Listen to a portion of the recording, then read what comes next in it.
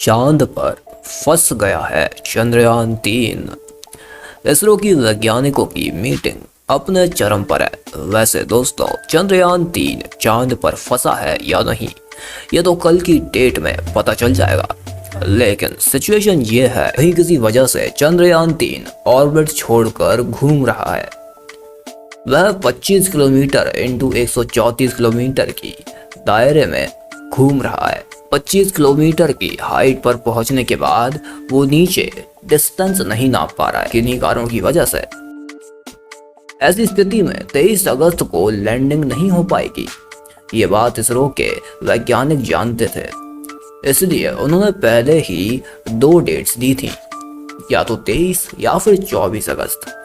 और इन 2 दिनों में भी अगर लैंडिंग नहीं हो पाती है, 27 अगस्त की जो डेट है वो इनके आखिरी ऑप्शन में इन्होंने रखी है। लेकिन अगर 27 अगस्त को भी नहीं होता है तो 29 दिनों तक ये चंद्रयान 3 जो है वो चांद के लोअर लूनर ऑर्बिट में चक्कर काटता रहेगा। और अगर ऐसा होता है तब हम कहेंगे कि हाँ, चंद्रयान 3 चांद पर फंस चुका है। और ऐसा इसलिए है क्योंकि जिस ऑर्बिट में वो इस वक्त है, 18 इंटू 100 किलोमीटर की ऑर्बिट, उसमें एंट्री करने के लिए रशिया के लूना 25 को डी बूस्ट करना पड़ा था। लेकिन उसके बाद भी वो फेल हो गया था। कुछ प्रॉब्लम आई थी और वो क्रैश कर गया था। तो इतना तो समझ आ गया कि ये जो ऑर्बिट है ये काफ़ी खतरनाक ऑर्बिट है और ये हमारे चंद्रयान 3 के लिए भी काफ़ी घातक साबित हो सकती है। जैसा कि आप जानते हैं कि 17 अगस्त की तारीख को चंद्रयान 3 का प्रोपल्शन मॉड्यूल अलग हुआ था। लैंडर मॉड्यूल लैंडिंग के लिए आगे बढ़ गया था और प्रोपल्शन मॉड्यूल अभी भी चक्कर काट रहा है लूनर ऑर्बिट में। उसी प्रकार से ऐसे दूसरे मिशन के बहुत सारे स्पेसक्राफ्ट के जो मलबे हैं, यानी कि वो क्रैश्ड स्पेसक्राफ्ट के मलबे, वो भी चक्कर काट रहे हैं। का अंदाजा आप इसी से लगा सकते हैं कि चांद की ये लोअर लूनर ऑर्बिट कितनी ज़्यादा खतरनाक है।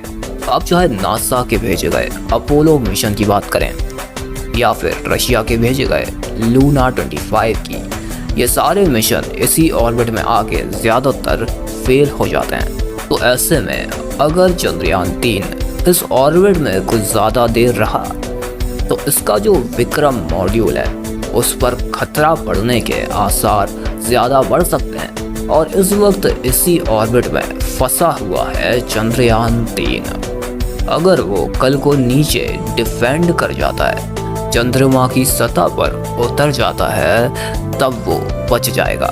लेकिन जितना ज़्यादा वो उस ऑर्बिट में चक्कर काटेगा, उस पर खतरा पड़ने की संभावना बढ़ती ही चली जाएगी। और उससे भी बड़ा खतरा यह है कि जिन 50 सालों में भेजे गए स्पेसक्राफ्ट के मलबे हैं जो कि उस ऑर्बिट में घूम रहे हैं, अगर वो मलबे हमारे स्पेसक्राफ्ट से टकराते हैं तो चंद्रयान 3 वहीं ब्लास्ट हो जाएगा।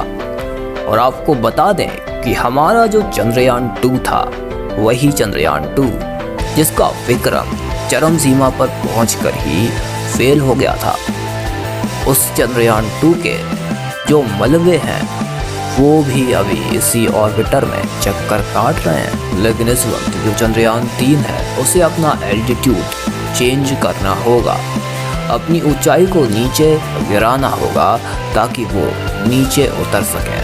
हम कह सकते हैं कि इस वक्त तो चंद्रयान 3 रिस्क से बाहर है, लेकिन अगर वो थोड़ी और देर वहाँ घूमा तो रिस्क बढ़ जाएगी। अगर वो जल्दी से जल्दी लैंड नहीं हुआ, अगर वो 23 को भी लैंड नहीं हुआ, 24 को भी लैंड नहीं हुआ और अगर 27 तारीख भी मिस हो गई, तो पूरे 29 दिन चंद्रयान 3 को उस ऑर्बिट में हो जाएंगे।